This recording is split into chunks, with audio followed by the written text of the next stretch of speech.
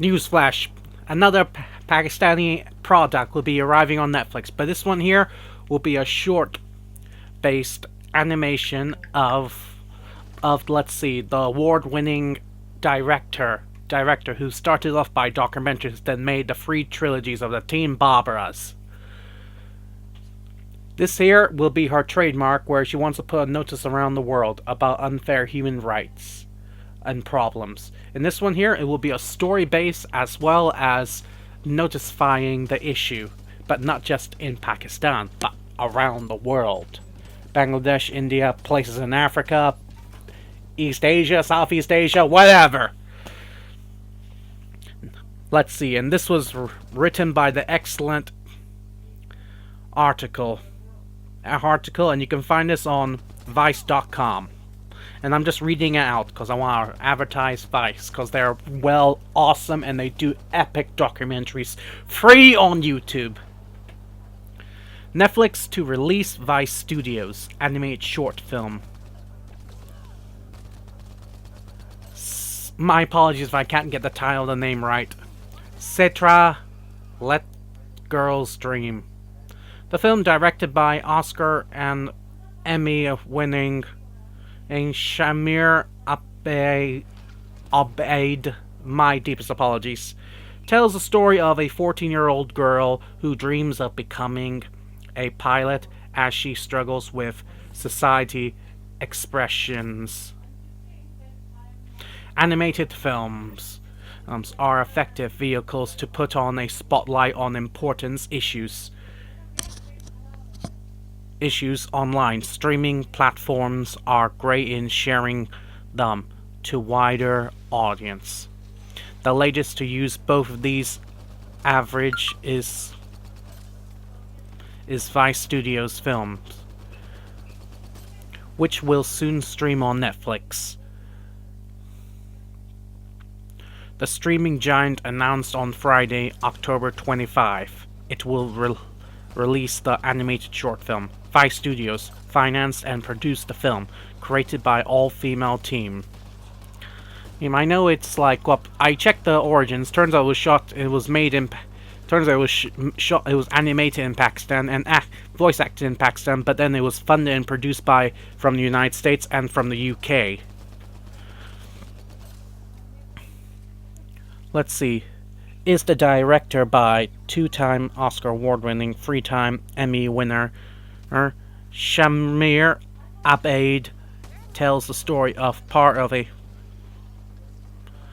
14-year-old girl who aspires to be a pilot while growing up in a society dreams because she expected to get married at an early age.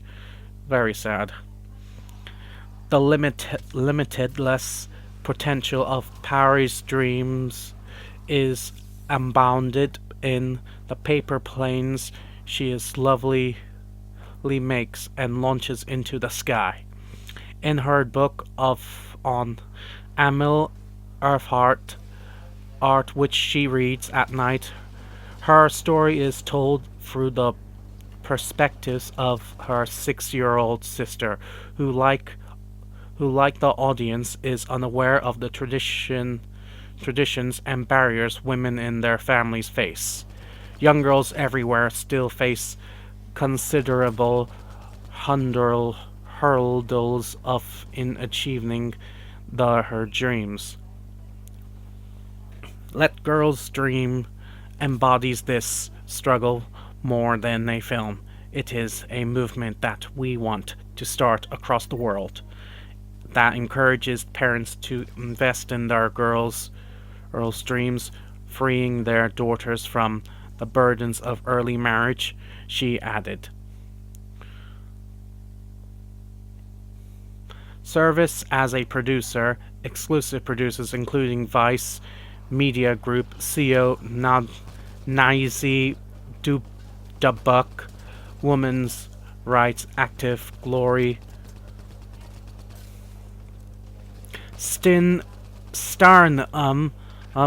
Oscar-winning Darlie Anderson, Coco, and Toy Story's Free, Emmy nominated and who are all these anime and Abon and sorry, the female director, animation production company Wado Wadia Animations.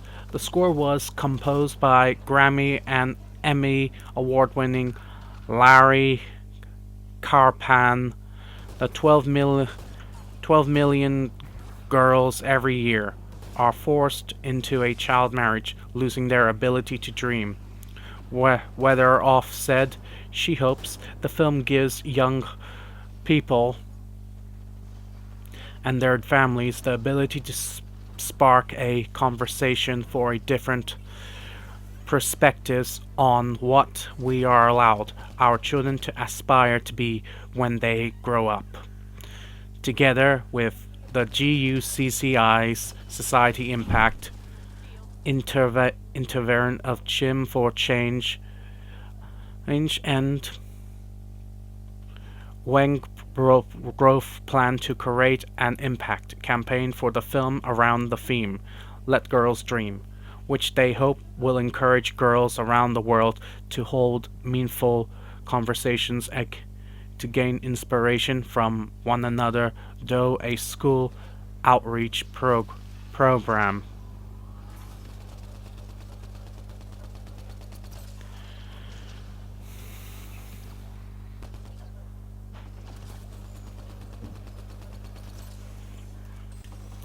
I'm glad they're putting this up. I don't know like how many countries like this, but I'm feel like I notice as well from India where they highlight these problems with their media or any kind of problems. I remember Pakistan when they made one funded by, well, not I don't I believe it was funded, but also supported by WWF for this film, which was about poaching, but promoting people to be aware and protect their wildlife and their motherland where their animals live.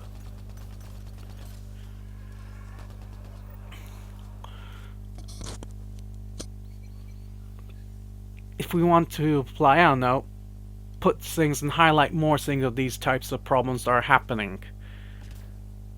Or like, for an example, the UK, they make social realism films, but more like people who are drunk on alcohol or ignore, or people who serve the army and when they come back from PTSD and they're just treated like leftovers until they just become homeless. They make these short films or these social realism films of just people who are just pushed aside and drift away. But there's so much things like, but for the main things is, if you're highlighting this towards your country, directly towards your country, then it's your responsibility who's living there if you care about where you're from and care about the people, instead of just you providing your own entertainment, money and just enjoying your own luxury life and say, I love this country. How you love this country if people are struggling in it and people are being treated like rubbish? How you can enjoy your life if you can compare it to other countries like United States, Japan, or South Korea, or Scotland, or France. If you look at it, they're like have more richer stuff, they have more advanced stuff, or a culture that's being highlighted in richness. Where is that? Where's the government? How you can say you can love your country if you only think very small in your own box and saying this country's great? If you look at what other people think of your country, people say it's rubbish. Why? There's nothing for the government, it's nothing there, just people are starving, people are struggling. How you can love your country? Because I live in it. Yeah, that's nice, but would I say I love it? I don't care if you love it. But what about the other people? Do they love it? Do they feel happy about it? Let's just say if the things change and the government start promoting stuff, and other people outside saying, oh wow, I didn't know this was highlighted. Oh wow, this is incredible, the environment. Oh, so much rich variety of animal species I never saw. Such unique animals there. Or, oh, look at the security. Like, oh, the animals are being protected. Oh, look, so many animals are roaming free and flourish. It's thriving with rich animal habitat. That's just a small example. Oh, historical sites. They're maintained. Look at they're polished. But look, their main... Like, I'm not saying as, oh, they're impressed with the country to maintain it, but that's just one of them. I'm saying is to highlight what they have. For an example, when I was a kid, I never noticed anything of that in Pakistan. That's because the government never ever highlighted it. I was indulged in nothing but in Bollywood movies, where Bollywood and their government, they always highlight tourist advertisements, importance. What is poaching? What is human rights? Why do another person destroy another human's life just to benefit their own life? Why a person must follow this odd tradition? It's okay to follow tradition, but you need to think of it as long as it's not gonna harm no one. As long as it gives a person a chance and not make them feel like rubbish. These are complicated stuff, but if you look at it deeper and clearer, you can see what I'm meaning.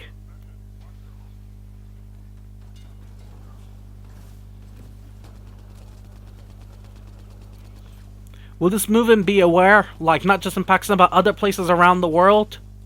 Other places around third world countries? You tell me, and overall I'm happy for this new animation film. You know I'm a geek. Made by Pakistan, well, animated by Pakistan, but then funded by, let's see, a couple of Western countries. Pakistan and their extension to reach to better lengths, Zindabad. Remember, it's gonna be a great unique thing if we highlight stuff like animation and advertise it to tourists. You need to let people love your country, not yourself, because how do you know if you're enjoying it only to yourself? People like us need to push a movement in it, not just one, but thousands, and not just thousands, but 100,000s to millions. Okay, not just one person, but millions, or at least 100,000 to push it, where we can make our country stand proudly and better, and not let it fall into the wrong people who want to be leaders, but end up taking billions and put them in their accounts, where that billions could be used for better use. Okay, Zindabad. We all need to put in our feet in here together. Okay, and raise our land and soil together. Up in the high, and not treat us leftovers singing everything's gonna be alright. We need to keep an eye open and be aware. Okay, bye everyone.